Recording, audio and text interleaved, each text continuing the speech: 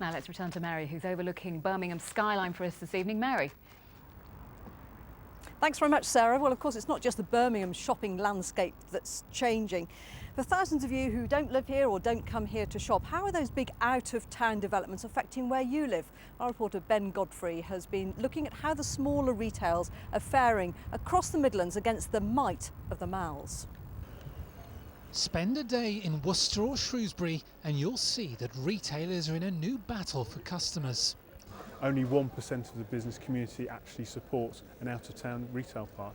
But if plans are approved, this field on the fringes of Worcester could become one of the region's largest retail parks, anchored by John Lewis.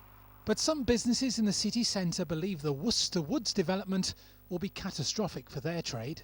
Some businesses might move out there. The fact that footfall will come down will lead to more empty units, and generally trade will take a downturn. The developer says it will create up to 1,000 jobs and complement the high street, improving choice for shoppers. There being a big resale park, far away from the city is going to take away more people. A good thing, it would look attractive. It looks attractive in the pictures. A bad thing would probably be it's going to be all the same shops. Next stop, Shrewsbury, which has more retail parks than most, but there's harmony, not hatred. Take historic Weil Cop, for instance, said to have the longest uninterrupted row of independent shops in the whole country, and it's continuing to attract traders. Trish Donovan left a career in the NHS to open a vintage shop. If you want big city shopping, that's great, but actually our offer here is quite different, so we get people coming from all over the country, and that's one of the things that attracts them, a bit like when I came and loved it. Hi John. Hi Ben. You could write a history of shopping in Shrewsbury that's been 700 years in the making. Forget newborn Grand Central, this is the great-grandfather of retail. But I think the problem's been that people haven't known about it. Obviously people that live in Shrewsbury know about it. But what we've been able to do, I think, is really let people know rather better what we've got, and also help them find out about stuff. Back in Worcester, despite empty premises, they're building more. Cathedral Square with new shops and restaurants is another attempt to keep pace. But they're not particularly concerned about the threat of Birmingham when the competition is right under their feet. Ben Godfrey, BBC Midlands Today, Worcester. Well, I'm joined now by Philip Adcock, who's a psychologist and has written extensively about shopping behaviour. Good evening. Welcome to our very glamorous location here. So is the high street dead?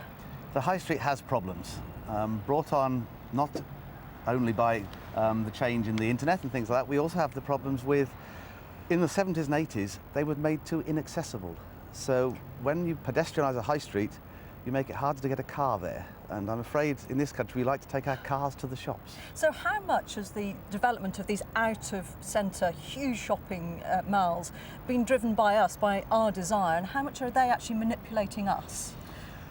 It's not so much manipulation and it's not our desire, it is opportunism. So if you've got town centres where shoppers can't get, and some clever people decide to put some shops in a field with free parking, then the shoppers go there. A good example is Ventura in Tamworth.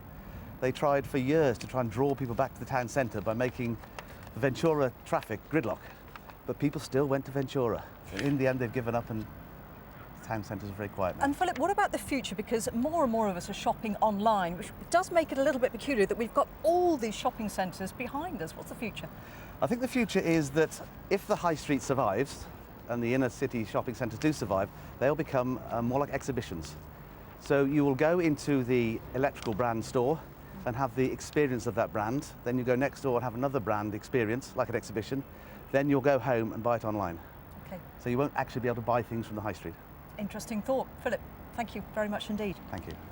Well, this scene behind me has undergone huge changes in the last 10, 20 years. Of course, we've got the Selfridges building there, which has become something of an icon in the city. We've also got a Grand Central you can just see behind there, and beyond that, of course, is the mailbox. But go back over the past 100 years and how much of the original city is still recognisable. Our reporter Ben Sidwell has been looking at the changing face of Birmingham. Birmingham, 1933, 1947 and 2015. Over the last century, the second city has changed almost beyond recognition. It was limping along, I think, behind a few of the other major cities in Britain that needed it needed a bit of a kick up the backside, and that's come, or it's coming. It's not just the buildings, though, that have changed. With 5 universities, Birmingham is the youngest city in Europe. From the Midlands, you didn't really want to go into Birmingham, whereas now it's the centre, it's the hub of everything. Maybe Birmingham does need to be a bit louder about its accomplishments. I think it's a completely different city to what it was 10 and 20 years ago. It's such a vibrant city. It's the second city, it really is.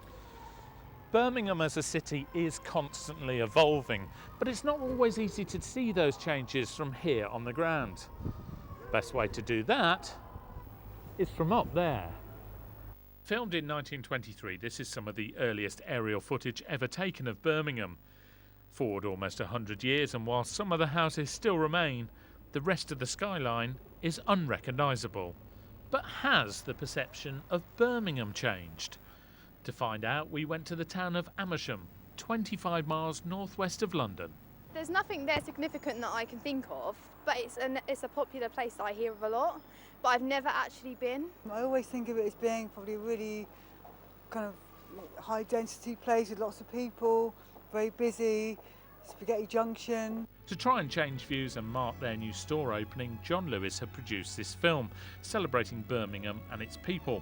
Among those featured Alpes Chowan, assistant conductor at the City of Birmingham Symphony Orchestra, and a born and bred Brummie. We must keep encouraging people to come and newer audiences to come and newer people to see everything that we've got.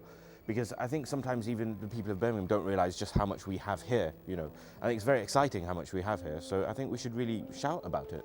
They get up early in the morning in Birmingham in order to get ahead of the people who get up early in the morning in other places. Transformed and reinvented. This is a city that continues to change. Ben Sidwell, BBC Midlands Today, Birmingham. Now, the weather, I can reveal tonight, it is chilly. Let's find out how it's looking with Rebecca, who's got the forecast. Well, Mary, just in time for the end of the week, we are starting to see things settling down. So it is going to be a lovely picture as we head through the next few days with high pressure taking charge. But it does mean it's a bit of a split scene because during the day we'll have dry and bright conditions, but I'm afraid by night we are going to have some chilly nights with some misty, foggy mornings. It's all because of this high pressure, which is steadily starting to build its way up from the south. And as that happens, we start to get lighter winds, things settling down, the last of any showers dying out. What it means overnight is it is going to be a chilly night, and it all starts tonight with those temperatures starting to plummet. We could get as low as 3 or 4 Celsius in some sheltered spots, so certainly quite a chilly night. The last of the showers, which we still have rattling through the region, will eventually start to die out through the next few hours, but the North Midlands keeping them for much of the night.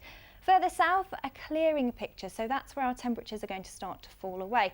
Those are values in our towns and cities, but in some sheltered rural spots we are talking a little lower than that. So tomorrow it will be quite a chilly start, but a largely dry and bright one. Still a few showers rattling across the North Midlands.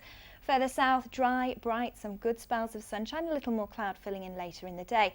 The values very similar to where we've been today, highs of 16 Celsius, but with lighter winds it'll certainly feel a little more pleasant than it has done today, and we're staying that way as we head through the weekend. High pressure steadily sitting right the way across us, and it's keeping all the weather systems at bay.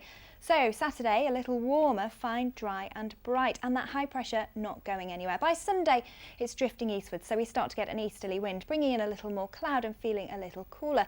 But it's certainly staying settled through the next few days and beyond, Mary, certainly where you are. Yes, thanks very much indeed, Rebecca. Well, today's opening of the Grand Central shopping development over there is just the start of a few very busy days here at Birmingham. Tomorrow on Midlands Today, we'll be looking ahead to the 2 Rugby World Cup matches taking place at Aston Villa's ground, which is just over there somewhere. We'll also be live in Warwick as they prepare to welcome the surprise package of the tournament so far, Japan. But that's it from me. Sarah Falkland will be with you later with your news at 10:25. But from all of us here on Midlands Today, have a good evening. Bye for now.